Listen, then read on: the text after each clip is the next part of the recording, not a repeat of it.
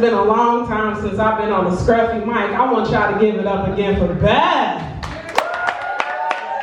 That's the bitch that believed in me first. I can't believe it. Believed in me more than my mama did. For sure. My mama, I was originally born in Plainfield, New Jersey. But, my mama moved me and my sister to Cincinnati when I was like 5 back in 1990. Because she said that she was tired of stepping over crack vials when she was taking us to the park. Because I was born in 85, the same year the crack was born. What my mama forgot to tell us was that she was the bitch putting the vials down there. Like, so not only was my mama a crackhead, she was a litterer. So if my mama had better politics, I could still be in Jersey. I did have some questions before I really get started with my set. Or not even questions, just affirmations.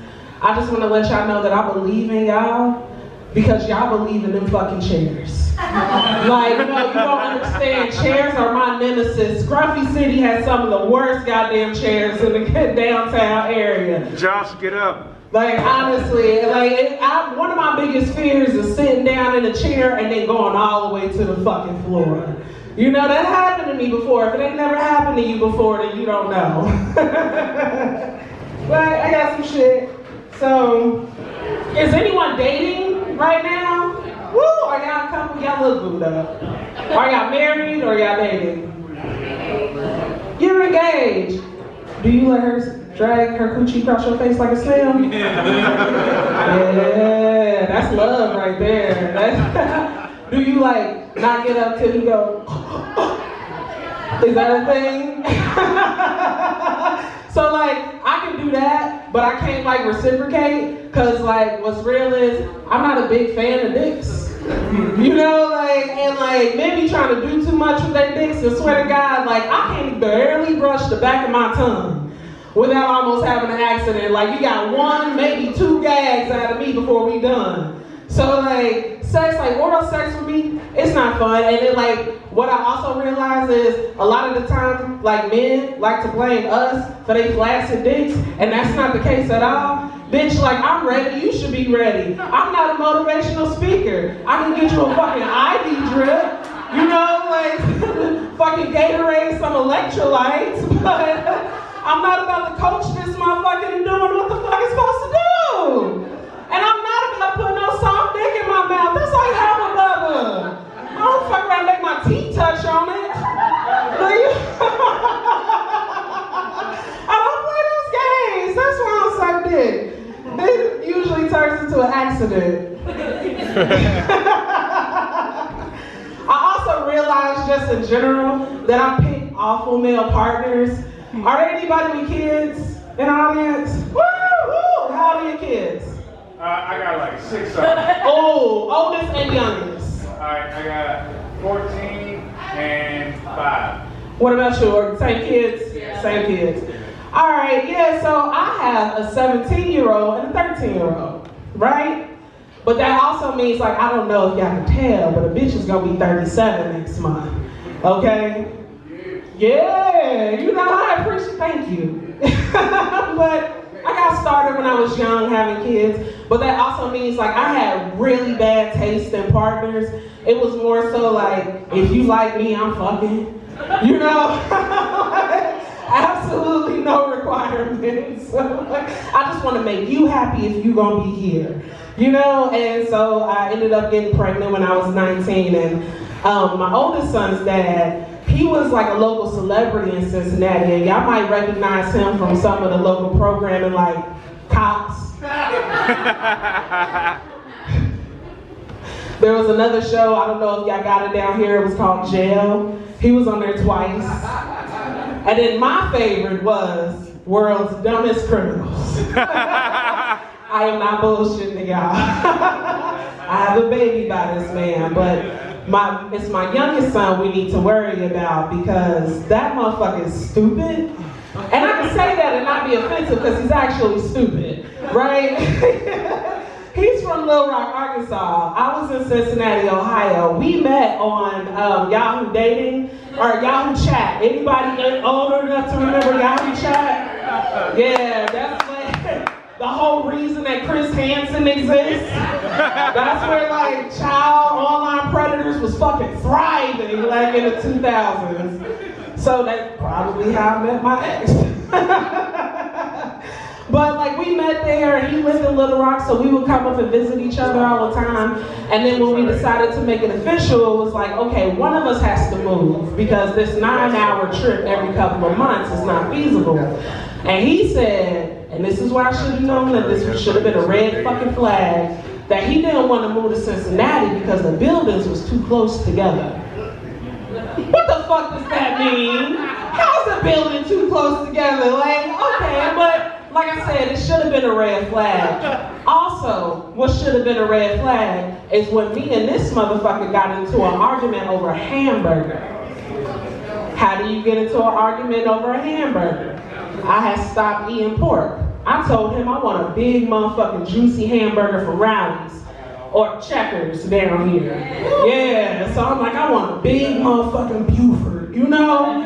And he was like, well, how you gonna eat a big Buford and you don't eat pork? And I'm like, I'm not getting bacon on it. And he was like, but a hamburger is still pork. I had a baby by him after he said this, y'all. That's on me. I told you. I said I made the worst decision. Don't make it seem like you had a revelation, motherfucker. So my youngest son, like I said, my mama, she was a crackhead and all that shit. She ain't really raised me right. And then I had like children by very questionable men. So I'm like, I gotta be the best goddamn parent that I can be to my babies, you know? So I always told myself that I was always gonna be their biggest and first advocate and I was never gonna be a bully to them. You know, because some parents are bullies to their kids and I'm like, I don't need my kids raised like that. So whatever they wanna do, I'm gonna support them wholeheartedly in a way that I was never supported before. So, right? So when my youngest son decided that he wanted to play football, I think he thought just because I'm built like a linebacker, you know, that I had like some athletic tendencies. No, bitch, I was a band geek, you know? I played the fuck out of a trombone, but I can't like, but if you want to play football, let's go ahead and play football. So I signed him up for the Little League team. But also, this is a motherfucker who ain't never ran in his life, you know? So he quit in the middle of his first scrimmage. When I see him walking across the field in 100-degree heat with his helmet in his hands, I'm like, all right, Brad, got me a set $175 cleats that we bought for this, so let's go get in the car and get some ice cream. I'm not gonna force you to do this. You're not gonna have fun and everybody's gonna be miserable and you're gonna resent me. But also, you are gonna wear them goddamn cleats to the first day of 7th grade. Okay, until you outgrow them bitches. Like, no, who got $175 to waste on shoes, right? So my oldest son, though, that is my heart, that is my pride, because he is living his life to the fullest. He's living a life that most of us adults are scared to lead, because he was assigned female at birth. And he told me a couple of years ago, him and his therapist sat me down and tried to tell me some shit like I know. Like I ain't had this motherfucker been around in his whole goddamn life. You know, I know something was a little different. You know, but he tells me that he's non-binary. And I'm like, okay, my baby gonna be a mathematician. 0, 1, 1, 1, 0, 1, you know? And they were like, no. This just means that he doesn't lean either way on the gender spectrum or whatever. So we did the they, them pronouns and all that shit and got rid of all the pinks and the dresses or whatever. Whatever you feel comfortable with, that's what we gonna go with. Then a couple of years ago, like 2 years ago, he tells me that he is a trans masculine identifying person. I'm like, cool. So his therapist tells me like, now you need to get him some gender affirming equipment. So I went out and bought this motherfucker a tool belt. You know? I don't know, she wasn't specific. But she was like, no, what you need is like gender affirming like attire or whatever. So I went and I got him a binder that, you know, holds his titties down so he can wear his shirt to be confident up top. And then she was like, you know, you should also get him a packer. He's 17. And I'm like, I don't don't really know what a packer is, but send me some links. You know, like I'm with this. I'm 100%, and it's like transparent and shit.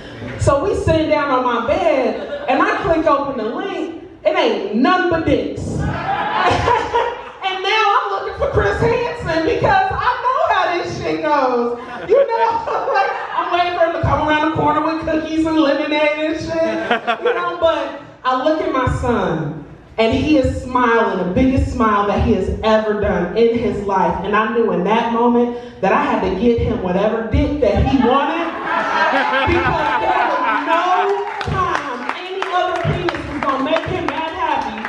Speaking from experience, you know. But now this little motherfucker is identifying as a furry. You know, now it makes it hard for us to go to West Town Mall and shit, because it's like, okay, you can take your ears and your tail and your dick, but you can't take everything. You know? But that's my time, y'all. I'm Brandi Augustus.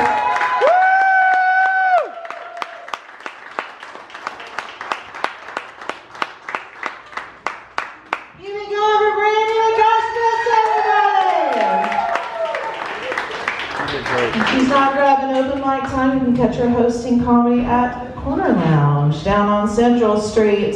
If you want to know when and where and all that good stuff, join Knox Comedy on Facebook or go talk to her.